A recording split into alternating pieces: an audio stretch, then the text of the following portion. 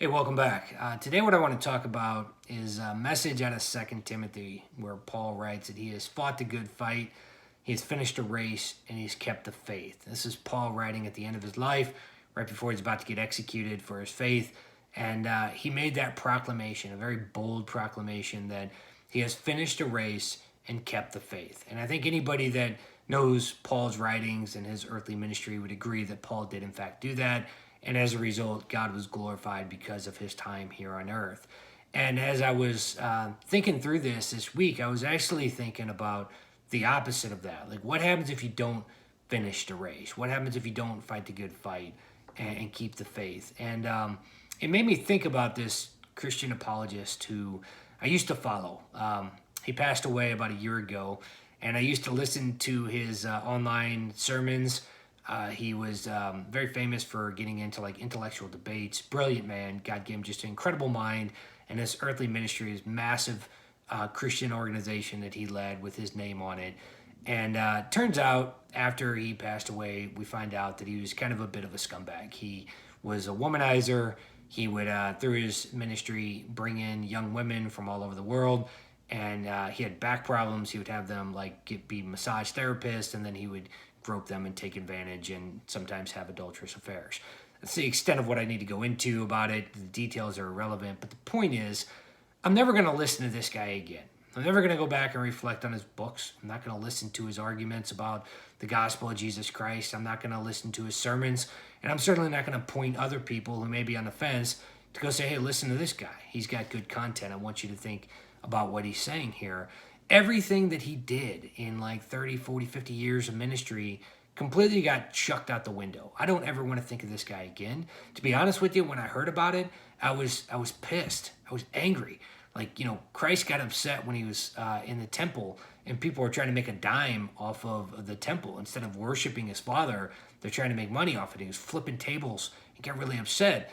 And you think, wow, Jesus got mad. Jesus got upset. Well, yeah, being upset is not a bad thing if you're getting upset for the right reason. And I was very upset because this gentleman was represented Christianity. He represented apologetics. He represented Christ in a way here on earth. People would look to him in an effort to seek truth. And unfortunately, behind the curtain, and when the door was closed, he was doing things that ultimately derailed everything that he tried to do while he was here, that God was trying to do through him and in him. And so it made me realize the magnitude of the responsibility that we have as followers of Christ. If you're a follower of Christ, hopefully people know that.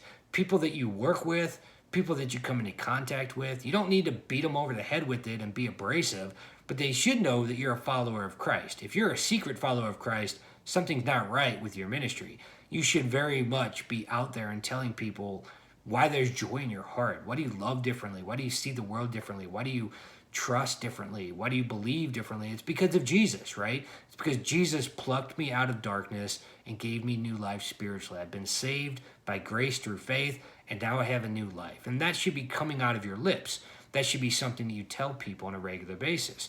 But with that comes a responsibility. Because if you're telling people you're part of a team and then you're not representing that team appropriately, they're not going to delineate between you and that team. I was at a football game a couple years ago, and there was a very classless act that the opposing team did against the team that I was cheering for.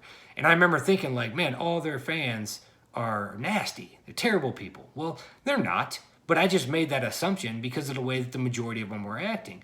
Well, that happens in Christianity as well. If as followers of Christ, as proponents of the gospel, if we're not representing ourselves correctly, then people are going to look at it and say, I don't believe in that. I don't put any stock in that. And they'll be turned off by it. And here, let me make this clear. God is going to do what God is going to do. If I screw up in my ministry, he's going to plug and play. If the quarterback gets hurt, there's a backup quarterback right behind him who's going to start taking snaps. He doesn't need you, and he doesn't need me to do what he's going to do. God is sovereign, and he's going to do what he's going to do because he's God. But if you want to be a part of it, if you want to be plugged into that chain, if you want to be part of a ministry while you're here that's going to bring glory to God, that's going to echo through all eternity, there is a responsibility that comes with that. And it's not to do anything. He's not giving you a to-do list of things that are going to bring glory to him. Just step back and let him use your gifts and your talents to bring glory to him through his fruit. But you need to stay out of the way. You need to get your flesh and your sin and the temptation and the junk that's inside of you that came with you when you came into this world. Unfortunately, we're born into a sin nature, and then we got the world, the enemy, and the flesh, and all that piling on.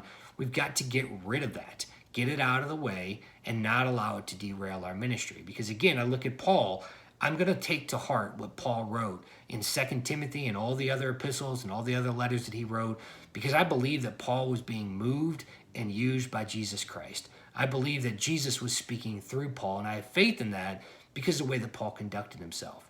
This other apologist, I don't want anything to do with him, and I never will for the rest of my life. Could have had really, really good stuff to say, could have been really profound, but I don't want anything to do with it. So I pray to God all the time when I preach that they don't hear me, that they hear him, that God's voice somehow supernaturally comes through me and out into the ears of people, into the hearts of people that need to hear it, but that my flesh and my sin and my junk doesn't get in the way.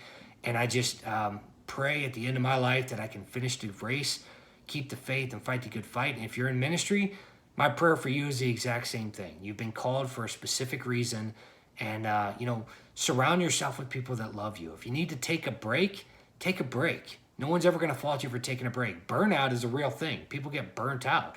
People in ministry get burnt out. People in life get burnt out. So take a vacation, take a break, take a breath, clear your head, and go back to that love and that clarity and that message and that purpose that he gave you at the beginning and that he's fulfilling through your earthly ministry, and get back on point, because we've only got one chance to do this right. We can't hit the erase button. We can't go back and start over. You get one go round, and you get one opportunity to bring glory to Christ through your life, or let him bring glory to himself through you and in you. So my prayer for you is to stay the course, fight the good fight, finish the race, and keep the faith. I'll be back next week. I think we'll probably talk about spiritual warfare, which is certainly going to be a component of that. Tough topic, but I think it's a big one. So until next time, God bless you. Take care. See you next time.